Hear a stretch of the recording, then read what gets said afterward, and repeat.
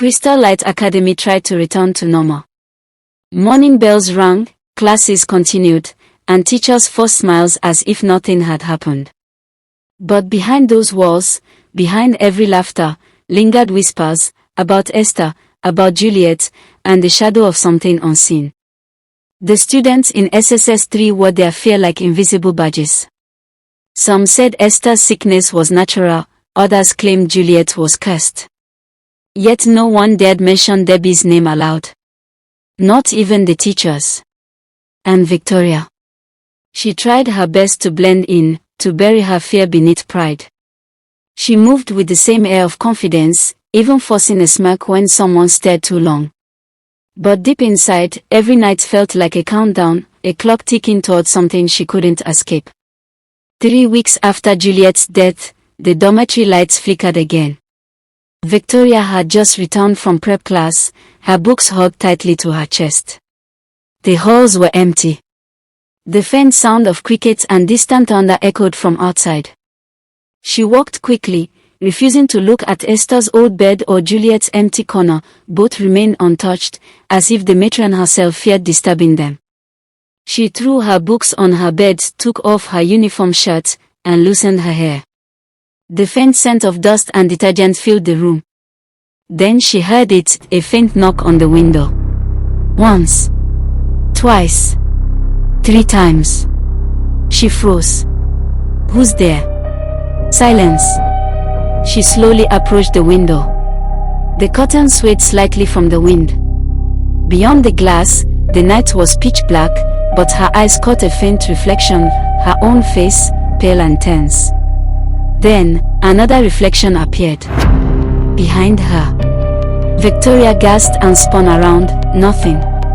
Only her books scattered on the bed. Her heart hammered violently as she backed away. This isn't real, she whispered. It's just stress. I'm only tired. But even as she said it, she felt it, the air around her shifting, growing colder. The next morning, Victoria went to class late. She looked distracted, her once polished uniform slightly rumpled. During break, she sat alone, staring out the window, her food untouched. Her classmates whispered. Even her old group of friends avoided her now. She could feel it, the judgment, the fear. But none of them knew what she knew. When the bell rang for afternoon prep, she stayed behind, pretending to have a stomachache. Alone in the classroom, she leaned her head on her desk, breathing slowly. The school compound outside was eerily silent. Then, the sound of footsteps. Victoria lifted her head. Hello. No answer. She stood up. Matron. Nothing. The sound came again, louder this time, slow, dragging steps. She turned toward the back door of the classroom and froze. Someone was standing there. A girl. Her hair dripping wet, uniform stained with brown patches, eyes red like dying embers. Victoria stumbled backward, hitting the teacher's desk. Her breath came in short gasps. Debbie. The girl didn't move, but her lips parted slightly. You thought you'd escape. Victoria blinked, and the figure was gone.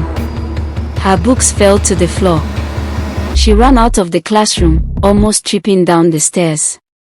Her scream echoed faintly across the hallway, but no one came. That night, Victoria refused to sleep in the dorm. She told the matron she had a migraine and begged to sleep in the sickbay. The matron agreed, pity in her pale face. Inside the small sickbay, she lay on the bed near the window, the soft hum of the generator outside soothing her for a moment. She finally began to drift off. Then, a whisper. Why didn't you stop them, Victoria? Her eyes shut open. She sat up quickly, looking around. Who said that? You laughed when I cried. Victoria clutched the bedsheet tightly. No, please, Debbie, please stop. The window creaked open by itself. The curtain lifted as if caught in an invisible wind. Then, from the shadow near the wall, Debbie's ghost stepped forward, same torn uniform, pale face, but this time her eyes were softer, almost human. Victoria trembled. "I'm sorry. I didn't mean for you to die." Debbie's head tilted slightly. "You watched and did nothing." Victoria fell to her knees, crying. "Please, you joined them." Her voice echoed across the room. The lights flickered wildly, then burst, plunging the sickbay into darkness. Victoria screamed and ran out, stumbling into the hallway, her bare feet slapping the cold tiles. By morning, the matron found her asleep near the dining hall, shivering. When asked what happened, she only said, "It was just a nightmare." But that wasn't the last.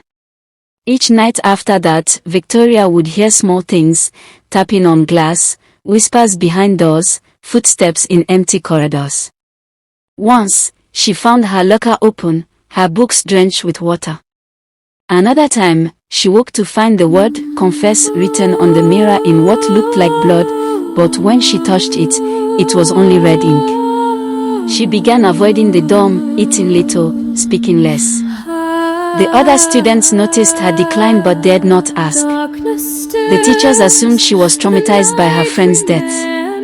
Only one person in the school understood. A new student named Ruth Jinx, quiet and observant.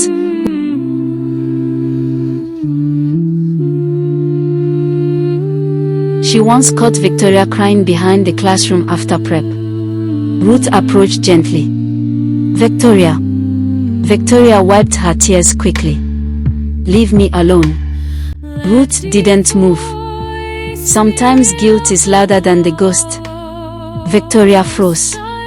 "What did you say?" Ruth looked at her calmly. "You can't bury something you never made peace with." Victoria stared at her in confusion. "You don't know anything about me." Ruth smiled faintly. "Maybe not.